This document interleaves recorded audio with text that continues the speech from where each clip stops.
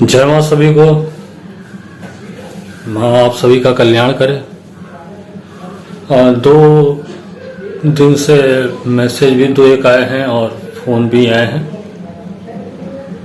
देखने सुनने को मिला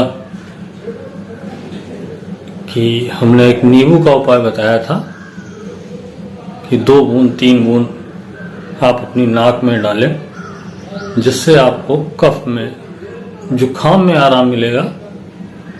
मैंने ये नहीं कहा कि कोरोना में आराम मिलेगा, कोरोना में आराम नहीं मिलेगा, लेकिन जुखाम में गारंटेड आराम मिलेगा। 2-3 बूंद आपको केवल नाक में डालनी है। दिन में 2 बार डाल सकते हैं।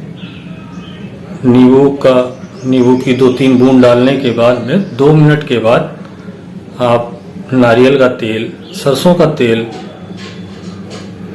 डालें। उस पर बिल्कुल नुकसान नहीं करेगा, फायदा करेगा। नींबू वैसे भी फायदेमंद है। नींबू का रस आप आधा गिलास पानी में निचोड़ के, आधा नींबू आधा गिलास पानी में निचोड़ के गुनगुना करके लेंगे, आपका कफ जो भी है, सर्दी जुकाम, वो सब दूर हो जाएगी। और जब कफ नहीं होगा तो आगे कोई समस्या नहीं बनेगी। नींबू का एक छोटा सा प्रयोग और भी है। आधा नींबू काट लें और उस पे काली मिर्च को पीस के हल्का सा छिड़क के उसको चाटें। ये भी आपकी कफ की प्रकृति को, वात को भी कंट्रोल करेगा, कफ को भी कंट्रोल करेगा। ये कफ बनना तुरंत ही बंद हो जाएगा। जो भी बनेगा, इसका गुण क्षारीय है, ये नुकसान तो कर ही नहीं सकता है, लेकिन खाद्य पदार्थों में आता है, इसीलिए आदमी इसको जल्दी इस्तेमाल नहीं करता कि नाक में डालें या कान में डालें। नाक में डालिए, निश्चिंत होकर डालिए। 3 बूंदे डालेंगे नाक में आपको निश्चित कफ जो जमा हुआ है, जो बार बार बन रहा है, उसमें आपको तत्काल आराम मिलेगा, राहत मिलेगी। कफ जुखाम का शमन प्याज और लहसुन भी करते हैं। प्याज लहसुन की मात्रा बढ़ाइए, उसका भी औषधीय गुण बहुत जबरदस्त है। प्याज और लहसुन का 4 कली लहसुन की आप सुबह सुबह खाली पेट ले सकते हैं, जिससे आपका जुखाम भी कंट्रोल रहेगा, पाचन शक्ति अच्छी होगी। एक हल्दी का छोटा सा प्रयोग और बताऊंगा। हल्दी की 2 स्लाइस काट लें छोटी छोटी, और उसको तवे पे रख के सेक लें। तवे पे सेकने के बाद में उसमें हल्का सा शहद भी लगा सकते हैं, ये डाल सकते हैं, और उसको भी आप ले सकते हैं। उसको चूसें रात में सोते समय। कफ में ये भी आराम करेगा, जुखाम में इससे भी आराम मिलेगा। हल्दी के एक छोटे से टुकड़े को या एक स्लाइस को आप तवे पर हल्का सा घी लगा के सेकें, और उसके बाद उसको रात में सोते समय आप उसका सेवन करें, उसको चूसें। सुबह तक आपको कफ में आराम मिलेगा, राहत मिलेगी। इसी तरीके से लौंग का भी एक बहुत सुंदर प्रयोग है, वो भी आजमाया हुआ है। एक मिट्टी का कोई पात्र ले लें, और अगर चपटा हो, तवे की तरह हो, तो बहुत ही अच्छा है। उसको गैस पे गरम कर लें। जब वो लाल हो जाए तब उसके ऊपर 7 लौंग रख के सेंक लें, और शहद के साथ शहद के साथ उसका सेवन करें। कफ में, जुखाम में तत्काल फायदा देगा। खुद का किया हुआ प्रयोग है, आप भी कर सकते हैं।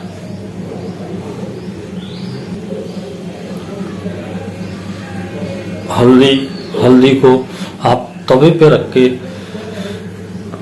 गरम करें, उसको सेकें और उसका धुआं आप सूंघें।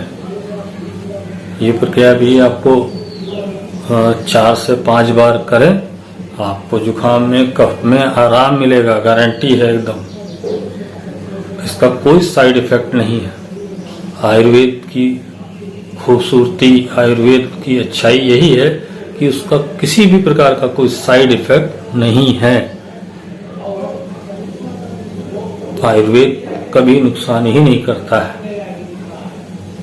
अत्यधिक मात्रा लेना जरूर हानिकारक है, तो मात्रा का चयन आपको सोच समझ के करना है या किसी के परामर्श से करना है। कोई चीज, देसी घी भी अत्यधिक मात्रा में ले लिया जाए तो वो भी नुकसान ही करता है, फायदा नहीं पहुंचाता है। इस बात का स्मरण रहना चाहिए।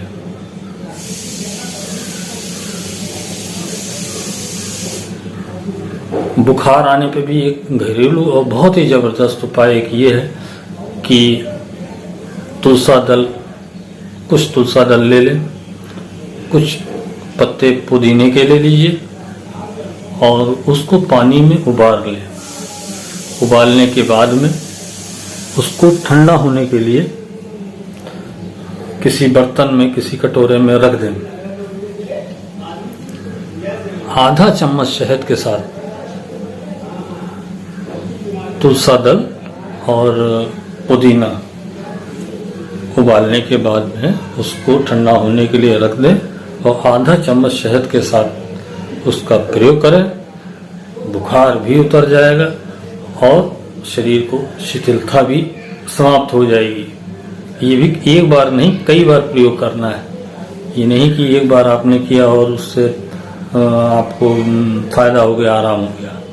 इसका प्रयोग आपको कई बार करना है। कफ और बुखार में सूंठ और गुड़ बहुत फायदा करता है। सूंठ और गुड़ बहुत फायदा करता है। सूंठ को, गुड़ को मिला के पीस के चटनी बना के आप एक साथ मिक्स करके ले सकते हैं। दही और फल का परहेज रखना चाहिए जब तक आपको जुकाम है, सर्दी है, बुखार है। दही और फल का सेवन नहीं करना चाहिए। ये बहुत ही नुकसानदेह है। ये छोटे छोटे उपाय हैं, इन उपायों को आप बार बार अगर करेंगे तभी लाभ होगा, निश्चित लाभ होगा। नींबू का भी जो मैंने बताया था प्रयोग कि नींबू को नाक में 3 बूंद डालने से जुखाम सही होगा, कफ सही होगा। बलगम अगर रुका हुआ है, नाक अगर बंद है, गला आपका बंद है, उसमें आराम मिलेगा, तुरंत आराम मिलेगा। एक बार करने मात्र से ही दिन में 1 से 2 बार क्रिया की जा सकती है। निश्चिंत रहें, इसका कोई साइड इफेक्ट नहीं है। तो जिन लोगों के मन में संशय है वो ना करें, कोई जोर जबरदस्ती नहीं है। और ये खुद का, ये जितने भी प्रयोग बताए ये मैं अपने ऊपर भी कर चुका हूँ और जो भी लोग हैं उनके ऊपर भी कर चुका हूँ।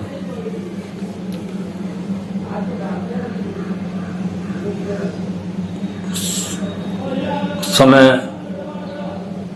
परिस्थिति ऐसी चल रही है कि आदमी को भय ज्यादा है। समस्या है अपनी जगह है, बीमारी है अपनी जगह है, लेकिन भय बहुत है। तो भय ना बनाए, ना भय में आप रहें, ना दूसरे को भय में रखें। मस्त रहें, निश्चिंत रहें, खुश रहें। बुरी सूचनाएं, गलत सूचनाएं किसी दूसरे को ना दें, अच्छी सूचना ही दें।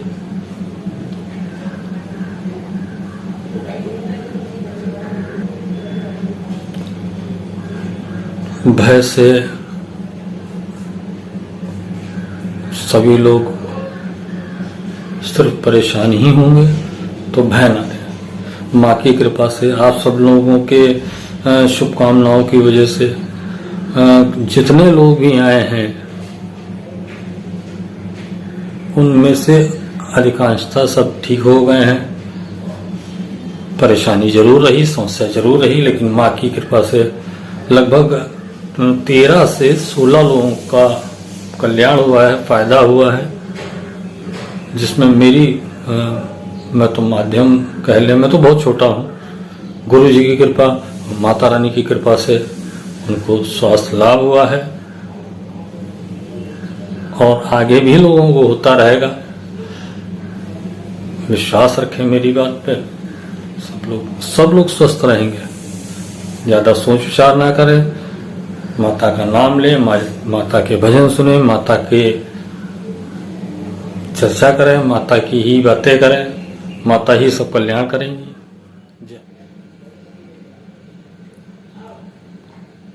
आयुर्वेद के लाभ